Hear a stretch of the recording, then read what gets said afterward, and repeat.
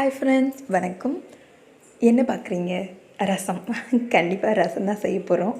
என்னடா இது எல்லோரும் போட்டதே போட்டுட்ருக்கீங்க, ரசம் தானா அப்படின்னு நினைப்பீங்க.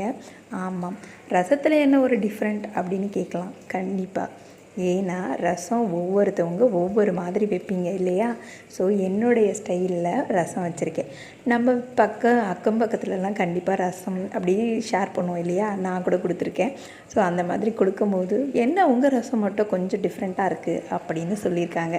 ஸோ என்னுடைய ரசத்தில் டிஃப்ரெண்ட் இருக்குது. என்னென்னு பார்த்தீங்கன்னா, நான் ஒரு பொருளை கொஞ்சமாக ஆட் பண்ணுவேன். அதை ஆட் பண்ண உடனே என்னுடைய ரசம் செம்ம டேஸ்ட்டாக இருக்கும்.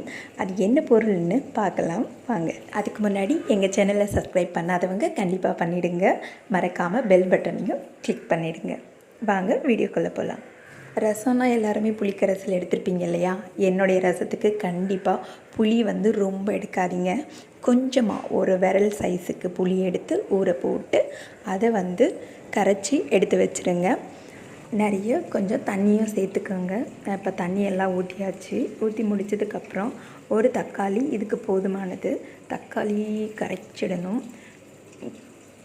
ஆக்சுவலாக பழுத்து தக்காளியை எடுத்து கரைங்க. என்னோடது கொஞ்சம் பழுக்கலை, அதனால் எனக்கு கரைக்க ரொம்ப கஷ்டமாக இருக்குது. நல்லா கரைச்சிடுவோம். தக்காளியை நல்ல புளி தண்ணியில் நல்லா போட்டு கரைச்சி எடுத்து வச்சுருங்க. இது ஒரு 2 நிமிஷம் ஊறட்டும். அதுக்குள்ளார நம்ம மிளகு சீரகத்தை அரைச்சிடலாம். நான் இது ஒரு குட்டி ஸ்பூனில் தான் வளர்க்குறேன் மிளகு. ஆக்சுவலாக நீங்கள் ஒரு பெரிய ஸ்பூன் வளர்ந்தீங்கன்னா ஒரு ஸ்பூன் மிளகு, 1 ஸ்பூன் சீரகம். ஸோ இது ரொம்ப குட்டி சைஸு, அதனால தான் நான் 4 போட்டிருக்கேன். நீங்கள் 1 ஸ்பூன் மிளகு 1 ஸ்பூன் சீரகம் எடுத்துக்கோங்க. நான் ஒரு குட்டி பூண்டு தான், ஸோ தோல் உரிக்காமல் வச்சுருக்கேன். அது ஒரு 8 பல் இருக்குது. நீங்கள் ஒரு பெரிய பல் பூண்டாக இருந்தால் 4 போதும். இப்போ இதை என்ன பண்ண போகிறோம், கொஞ்சமாக ஃபஸ்ட்டு குறைன்னு அரைச்சிட்டு அதுக்கப்புறம் தண்ணியை விட்டு கொஞ்சம் அரைச்சி எடுத்துக்க போகிறோம். இப்போ நைஸாக பொடி பண்ணியாச்சு. இப்போது அரை கிளாஸ் போல் தண்ணி ஊற்றி திரும்பவும் அரைச்சி தண்ணி ஊற்றி நல்லா இந்த மாதிரி அரைச்சாச்சு. குறைன்னு தான் இருக்கணும். இப்போ பாருங்கள், குறைன்னு தான் இருக்கணும். மிளகும் சேர்த்து அரைச்சிருக்கோம். அவ்வளோதான், இன்க்ரீடியன்ஸ் ரெடி. நம்ம ரசத்தை தாளிச்சிடலாம். இப்போ என்ன பண்ண போகிறோம்னா, இந்த புளியில் இருக்க தக்காளியை இந்த மாதிரி எடுத்துகிட்டு போகிறோம். இந்த தக்காளியை எடுத்து தனியாக வச்சுக்கோங்க. இதில் வெறும் தக்காளியோட சாறு மட்டும்தான் இருக்கணும். தக்காளியோட இந்த கிட்டியெல்லாம் எடுத்து தனியாக வச்சுக்கோங்க. இதை நம்ம எண்ணெயில் போட்டு வதக்க போகிறோம். அதுக்காக தான் 2 ஸ்பூன் எண்ணெய் ஊற்றிட்டு வரமிளகா ஒரு நீட்டு வரமிளகா 1 எடுத்துருக்கேன். குண்டு மிளகா 1 வச்சுருக்கேன். நான் எல்லாமே விதையை எடுத்துகிட்டு தான் வச்சுருக்கேன். ஏன்னா எங்கள் வீட்டில் குழந்தைங்க சாப்பிட்றதுனால நான் விதையெல்லாம் எடுத்துட்டேன்.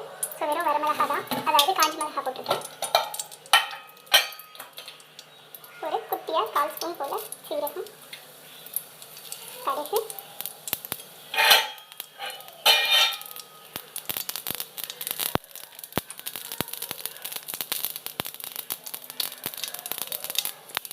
நல்லா பொரிஞ்சு வந்துட்ட பிறகு பெருங்காயத்தூள் 1 சிட்டிகை, இந்த தக்காளி 1/4 ஸ்பூன் போல் மஞ்சள்,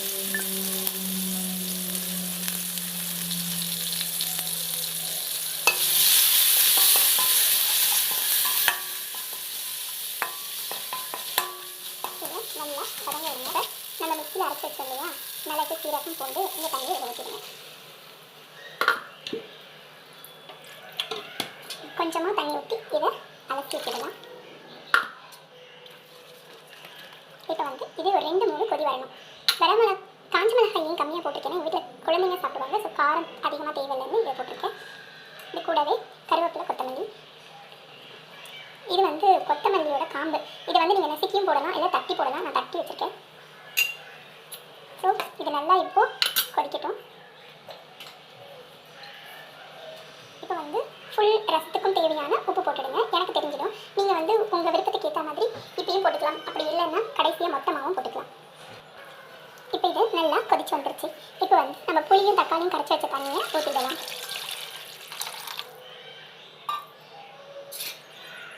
ரசம் எப்போவுமே கொதிக்கக்கூடாது. தக்காளி ரசமாக இருந்தாலும் சரி, எந்த ரசமாக இருந்தாலும் சரி, கொதிச்சா டேஸ்ட்டு மாறிடும். ஸோ உப்பு எல்லாம் கரெக்டாக இருக்கான்னு பார்த்துக்கோங்க. இது எப்போ இறக்கணுன்ற ஸ்டேஜ் வந்து ஒரு லேசான ஒரு நுரை மாதிரி பொங்கி வரும். அப்போ வந்து இதை இறக்கிடணும். அப்போ வந்து கூடுதலாக ஒரு 2 பிஞ்சு ஒரு இன்க்ரீடியன்ட் சேர்க்க போகிறோம். அதுதான் சஸ்பென்ஸ். இப்போ ரசம் தாளிச்சாச்சு. இப்போ வந்து மேலே வந்து லேசாக ஒரு நுரை மாதிரி பொங்கி வரணும். அந்த ஸ்டேஜுக்கு ரசத்தை வந்து ஆஃப் பண்ணிவிடுவோம். ஸோ நீங்கள் என்ன பண்ணுறீங்கன்னா ஆஃப் பண்ணுறதுக்கு முன்னாடி வெல்லம் 2 பிஞ்சு எடுத்து வச்சுருக்கேன். இதை போட்டு ஒரு கலரிட்டு இறக்குனீங்கன்னா ரசம் அவ்வளோ டேஸ்ட்டாக இருக்கும். நீங்களுமே இதை நீங்கள் வீட்டில் ட்ரை பண்ணி பாருங்கள். அவ்வளவுதான், ரசம் ரெடி ஆயிடுச்சு. இந்த வாய்ஸ் கேட்கும்போது பாப்பாஸ் கிச்சன் அவங்களோடது மாதிரியே இருக்குது இல்லையா? ஸோ வீடியோவை ஸ்பீட் பண்ணிங்கன்னா இந்த மாதிரி வாய்ஸ் கிடைக்கும். நீங்களும் ட்ரை இந்த மாதிரி ரசத்தை செஞ்சு பார்த்துட்டு கண்டிப்பாக கமெண்ட் பண்ணுங்கள். எங்கள் சேனலை மறக்காமல் சப்ஸ்கிரைப் பண்ணிவிடுங்க. தேங்க்யூ.